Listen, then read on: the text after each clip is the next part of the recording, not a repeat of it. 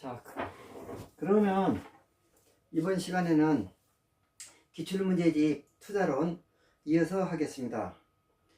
기출문제집 114페이지 투자론 66번. ABC 세 개의 부동산 자산으로 이루어진 포트폴리오가 있다. 이 포트폴리오의 자산 비중, 투자 비율이죠. 자산이 얼마 있으면 그 중에 그 A 부동산이 얼마, B 부동산이 얼마, 투자 비율이에요. 얼마씩 투자했다는 거. 자산 비중 및 경제 상황, 호황, 불황 뭐 이런 거, 별 예상 수익률 분포가 다음 표와 같을 때 전체 ABC 포트폴리오의 기대 수익률을 내봐라. 쉬운 문제네요. 자, 전체 가진 그 현금의 전체 가진 그 자금 규모가 100%가 있다면 그 중에 A의 20%, B 부동산이 30%, C 부동산이 50% 투자했다. 그 다음에 경제 상황별 예상 수익률은 A나 B나 C에 투자했을 때 만약에 호황이 였다면 A는 6%, B는 8%, C는 10% 수익률을 기대할 수 있다. 만약에 불황이었다면 A는 4%, B는 4%, C는 2%가 예상이 된다. 근데 지금 호황일 확률과 불황일 확률은 몇 %냐, 몇 %이냐 확률을 안 가르쳐 줬어요. 그러나 아무 말이 없기 때문에 알려줬네, 문제에서. 다만 호황과 불황의 확률은 50%다. 문제에 가로치고 주어졌네요. 만약에 안 주어졌다면 불황과 호황일 확률이 아마 거의 같았으니까 안 주어졌을 것이고, 그러면 사건이 불황, 호황 두 사건 중에 하나니까 50%로 봐야 됩니다. 동전 던졌을 때 앞면, 뒷면이 나올 텐데 앞면이 나올 확률은 얼마냐? 그럼 50%도 똑같은 얘기예요. 근데 확률을 같이 줬네요. 자, 계산해 보면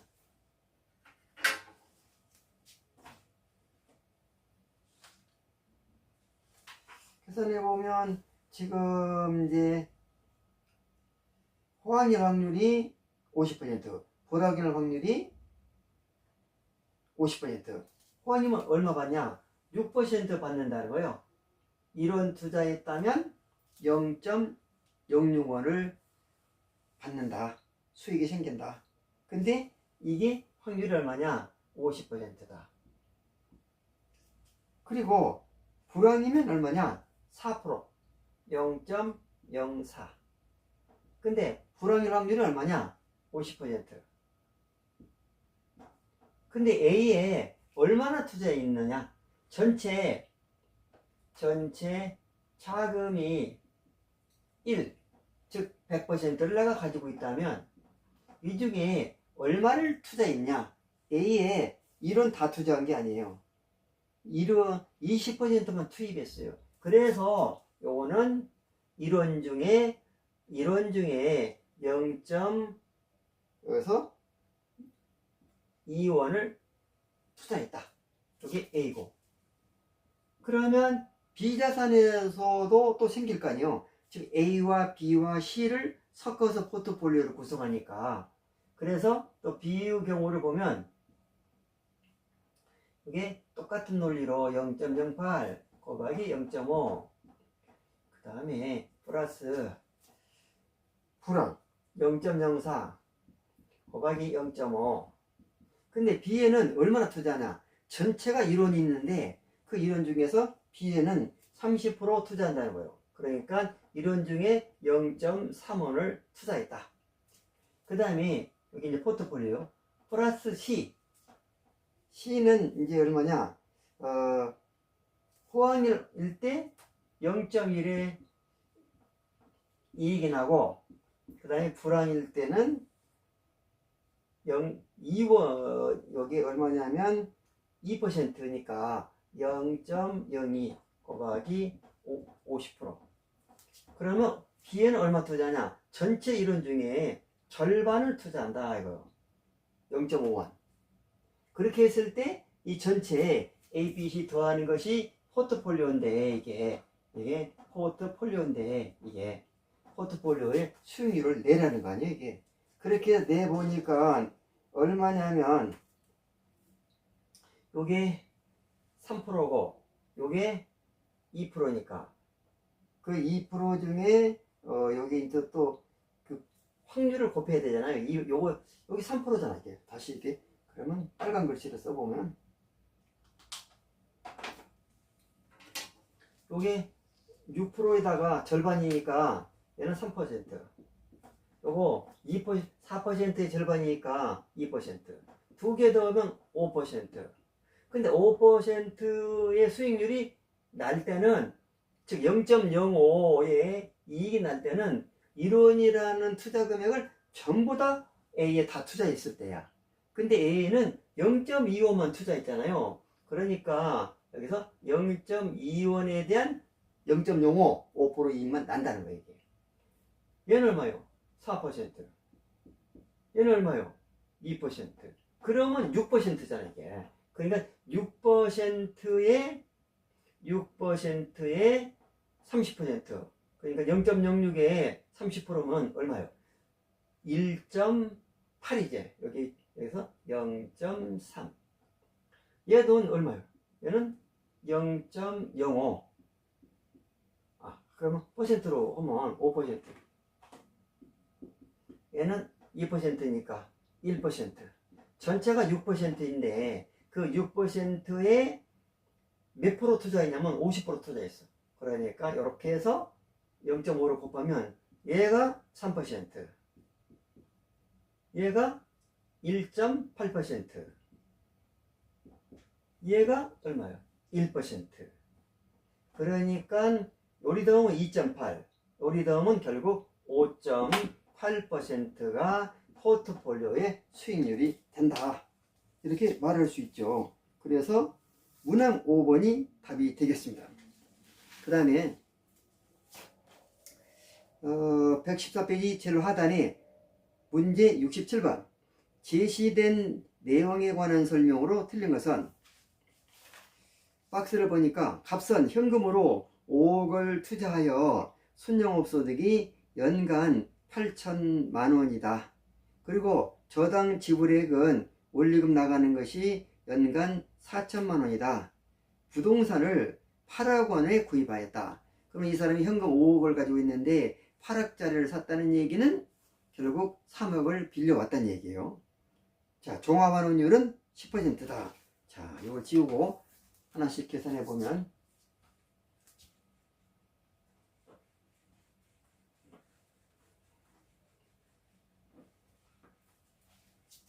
지우고 하나씩 계산해 보면,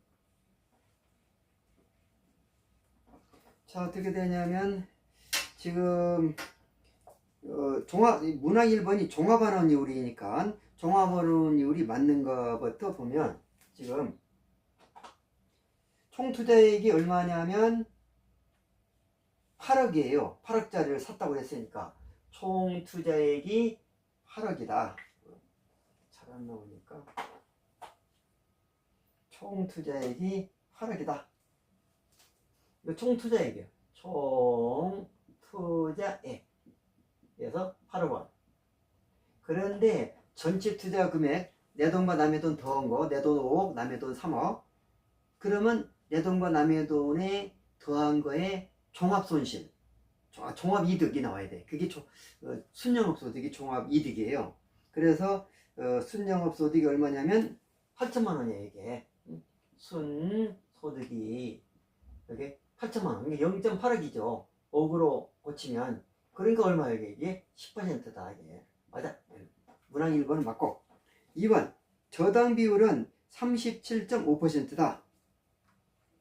8억짜리인데 지금 얼마를 지금 원리금을 지불하냐면 4천만 원을 지불해요. 4천만 원을 지불하니까 그것도 그렇고, 뭐 남의 돈을 결국 3억 끌어왔죠. 근데 저당 비율은 총 투자분의 저당 잡히고 얼마나 빌려왔느냐.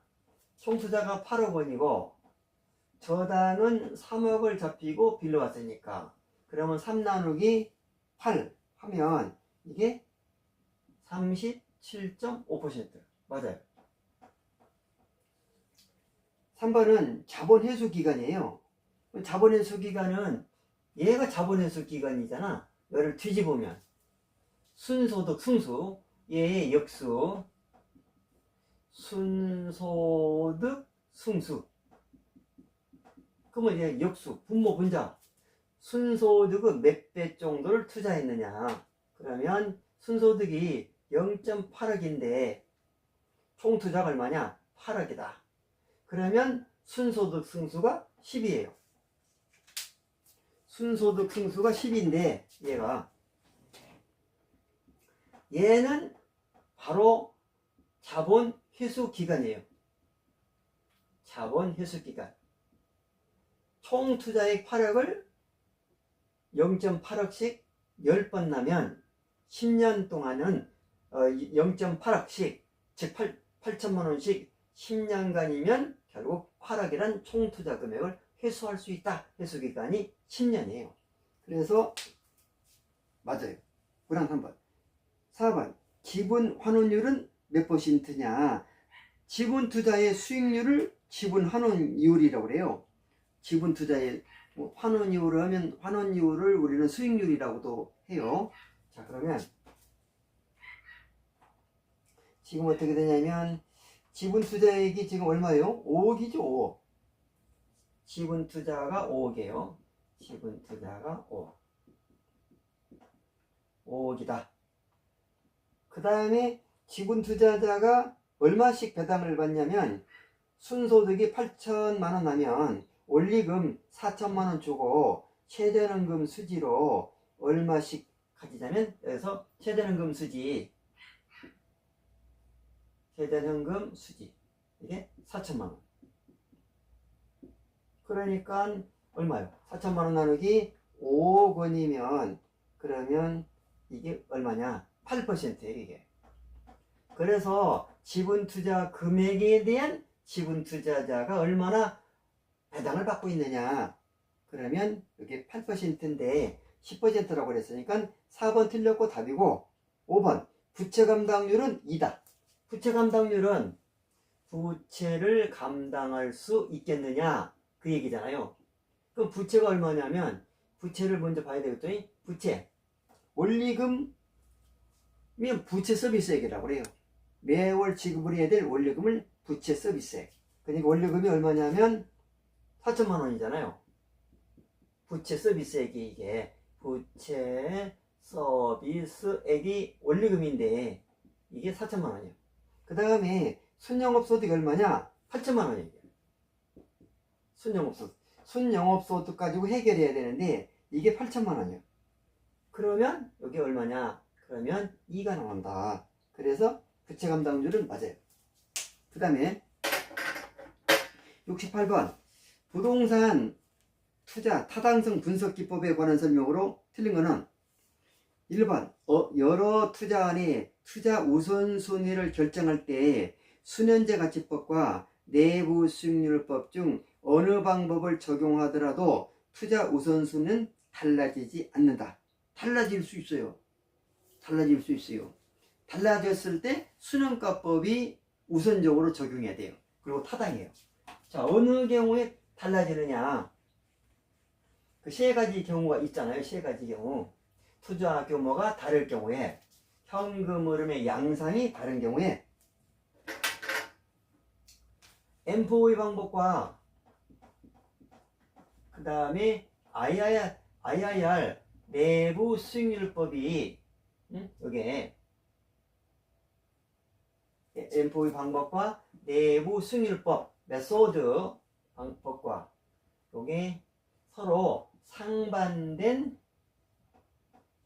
투자 판단을 할 수 있는데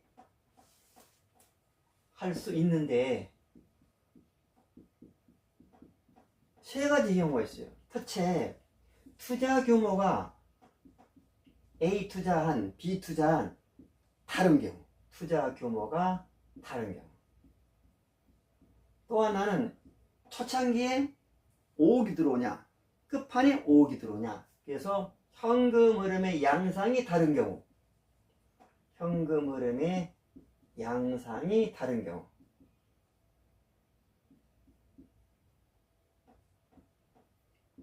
그 다음에 세 번째, 재투자 수익률. 돈이 들어오면 이걸 다시 자기 사업에 투자할 때 이거를 재투자라고 하는데, 재투자 수익률에 대한 가정이 다를 때 어떻게 다르냐면, 순형 MPV 방법은 요구 수익률로 재투자한다고 전제하고 있고, IIR 내부 수익률법은 내부 수익률로 재투자한다고, 내부 수익률로 재투자한다고 전제하고 있습니다. 재투자 수익률. 그렇기 때문에 여기에서도 차이가 납니다. 이 세 가지 경우. 자, 가끔 시험에 나옵니다. 그래서 우선순위는 저 세 가지 경우, 순형가법은 A를 투자하라 그렇게 나오는데, 내부수익률법은 B를 투자하라 이렇게 나올 수 있다는 거예요. 그래서 얘는 틀렸어요. 달라질 수 있는데 달라지지 않는다고 했으니까. 2번 단순회수기간법은 단순하다. 왜 단순자를 붙였냐? 화폐의 현금 흐름을 현가계산, 할인계산을 안 한다는 얘기예요. 그래서 어림시험법이라고도 하잖아. 이게 단순히 계산한 거, 어림 잡아서 계산했다, 주먹구구식이다. 그래서 단순회수기간법은 화폐의 시간가치를 고려하지 않고 투자한 금액을 회수하는 데 걸리는 기간이 짧을수록 유리하다, 이렇게 투자 판단하고 있는 게 이것이니까 맞아요. 그 다음에 3번 부채 감당률은 부채 서비스액을 부동산 투자에서 창출되는 순영업소득으로 해결할 수 있겠느냐를 판단하고 있는 거다. 맞아요. 4번 부동산 투자자는 투자 성향이나 투자 목적에 따라서 타당성 분석기법에서 도출된 값에 대한 서로 다른 판단을 내릴 수 있다. 그래서 투자자의 투자 성향, 위험 회피적이냐, 위험 선호적이냐, 위험 중립적이냐에 따라서 똑같은 투자 대안에 대해서 위험 회피자는 나 그거는 안 해, 위험 선호자는 괜찮아 이렇게 말하기도 하고. 왜냐하면 위험한 대상이, 투자의 위험한 대상이 있을 때 위험 선호적인 사람은 괜찮아, 나 이 정도 위험은 각오할 거야, 위험 회피자는 안 해. 그래서 다를 수 있어요. 위험 선호적이냐 회피적이냐.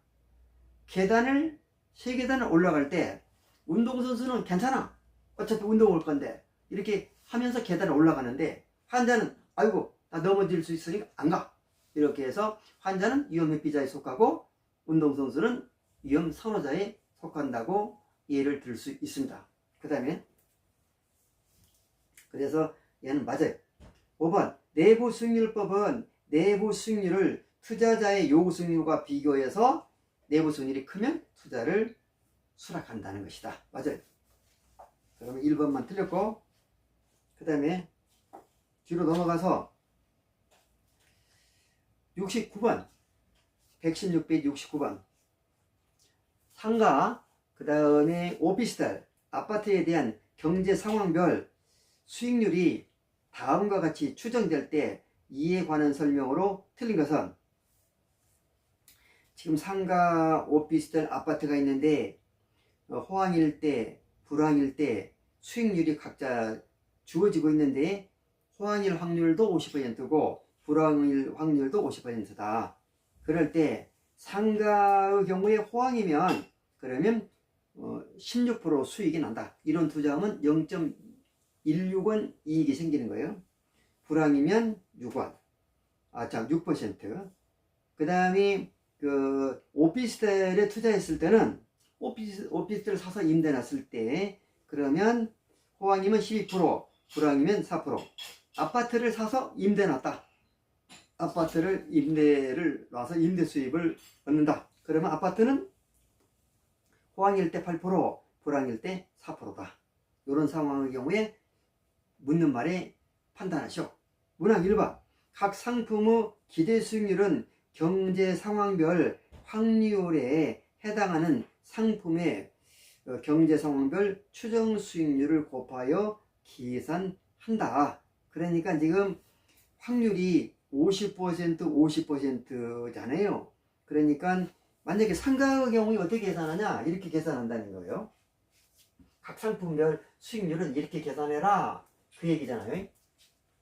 이제 각 상황별 호황, 불황일 때, 자, 상가 하나 계산해 보면,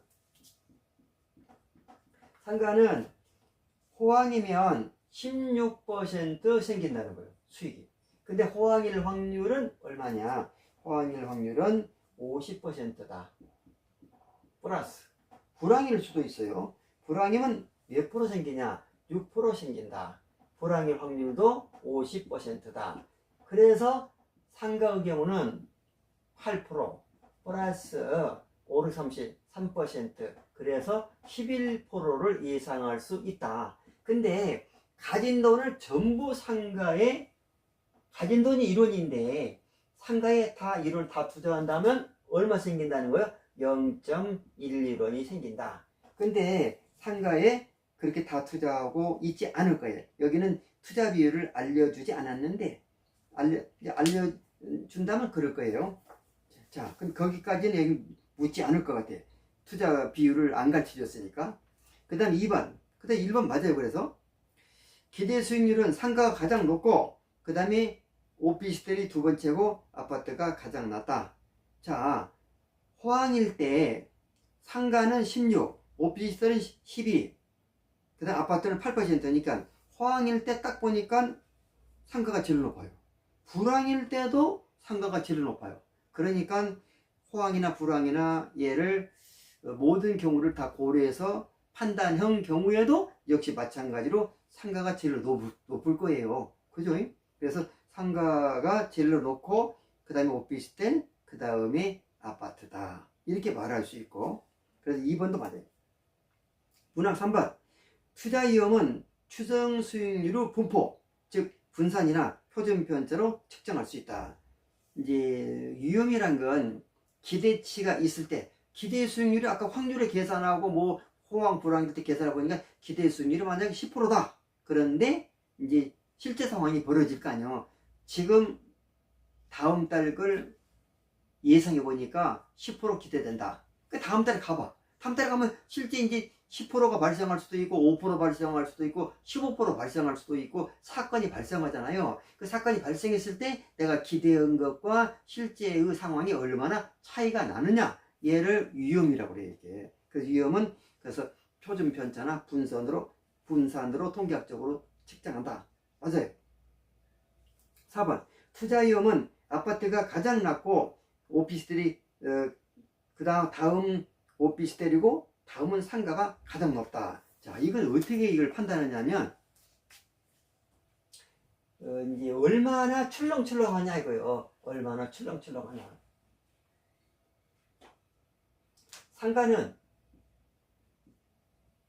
가장 좋았을 때 호황이 나오면 기대치에서 16%, 그러니까 기대치가 얼마 있을 텐데 호황이라는 사건이 발생해 버렸다 한다면 이게 기대치보다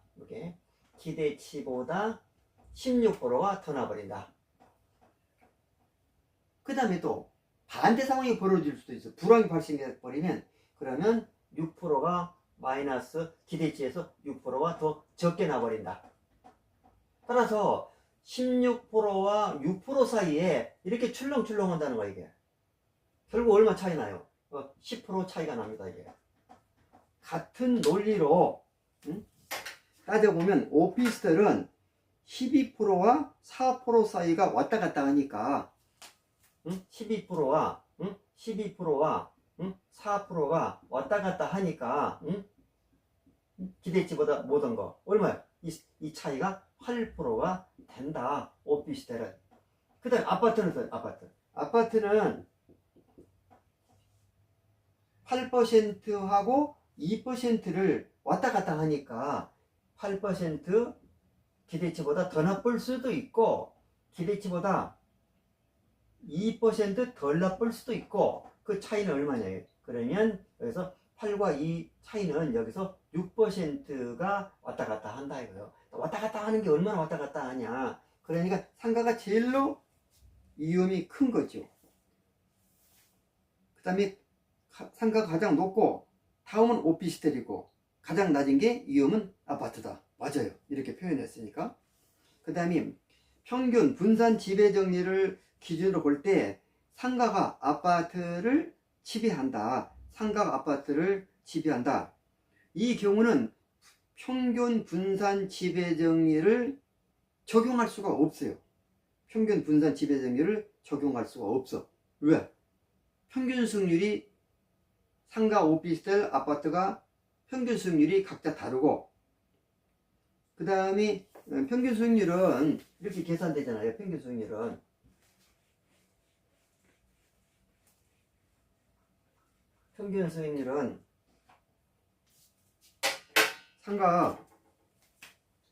상가는 여기 이제 얼마냐면 16% 곱하기 0.5 더하기 여기 6% 곱하기 0.5니까 그러면 8% 그리고 더하기 3% 여기 11%가 기대 수익률이고 그 다음에 이제 오피스텔도 마찬가지로 오피스텔도 이게 그 12% 곱하기 0.5 그 다음에 요게 4% 곱하기 0.5니까 결국 얼마야 이게 6% 더하기 2% 이꼴 8%다. 그 다음 아파트도 8% 곱하기 0.5 더하기 2% 곱하기 0.5니까 그럼 얼마 이게 4% 더하기 1%니까 결국 5%다. 여기 이제 기대 수익률이에요. 각 상가 투자, 상가나 아파트나 오피스텔 기대 수익률인데 평균 분산 지배정률을 볼 때 자 보면 기대 수익률이 상가는 11%고 오피스텔은 8%고 아파트는 5%예요.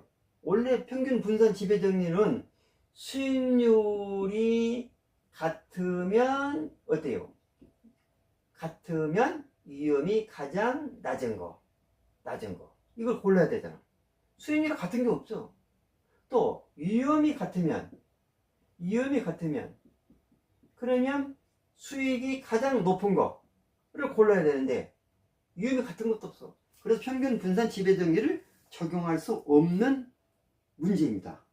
다만 그 출제 문제와 상관없이 이 문제를 해결하기 위해서 변이계수라는 거를 끌어오면 변이계수 다만 이거를 변이계수를 끌어와서 해결하면 이건 이제 평균 분산 지배정리를 하라고 했으니까 걔는 그래서 이 5번이 틀렸어. 왜냐면 평균 분산 지배정리를 적용할 수 없는데 어떻게 해서 뭐가 낫다 이렇게 말한 거는 틀렸어. 그래서 5번 틀렸고 하여간 그것과 상관없이 변이계수를 한다면 여기는 얼마냐면 여기 11%잖아요. 11%인데 여기 이제 얼마나 벗어나느냐 그러면 분산을 또 다시 계산해야 되겠네. 그러면 여기 변이계수는 해설을 보시면 여기 이제 변이계수를 하려면 다 따로따로 해야 하기 때문에 자 해설 보시면 상가는 변이계수를 보면 먼저 편차를 내야 변이계수를 적용할 수 있는데 표준 편차를 내보니까 상가는 기대치가 11%인데 16% 발생했을 때 그 차이가 날 것이고 근데 그런 16%와 11% 차이 날 확률은 50%고 또 6%가 발생해 볼 수도 있죠. 불황인 경우. 그러면 그 차이가 또 이제 날 텐데 그 확률도 50%인데 이거는 이제 분산이니까 루트를 씌우면 이게 표준 편차가 5% 나와요. 오피스텔도 8%가 기대치인데 12% 나버리면 여기 이제 그 제곱해서 플러스 마이너스 상계될까 싶어서 제곱하는 거예요, 이게. 그래가지고 50% 곱해가지고 또 계산해서 오피스텔은 같은 방법으로 계산하니까 4%. 그 다음에 아파트는 같은 방법으로 계산하니까 3%. 그래가지고 하단에 변이계수로 보니까 상가는 11% 기대해 있는데 5% 벗어나니까 그 변이계수가 0.4545고 오피스텔은 8%인데 변이계수로 계산하니까 4% 표준 편차니까 0.5고 아파트는 5% 기대치인데 표준 편차가 3%니까 0.6이다. 그렇게 해가지고 변이계수가 가장 큰 것은 아파트가 가장 위험하고 그 다음에 가장 안전한 것은 상가가 가장 작다. 근데 상가가 아파트를 지배한다 라고 해서 상가가 낮으니까 지배할 수는 있겠네요. 이건 변이계수로 봤을 때요. 근데 문제는 평균 분산 지배 정도로 판단했으니 하라고 했으니까 5번이 틀렸습니다. 여기까지 하고 동영상이 20% 시간이 있으니까 여기까지 하겠습니다. 수고했습니다.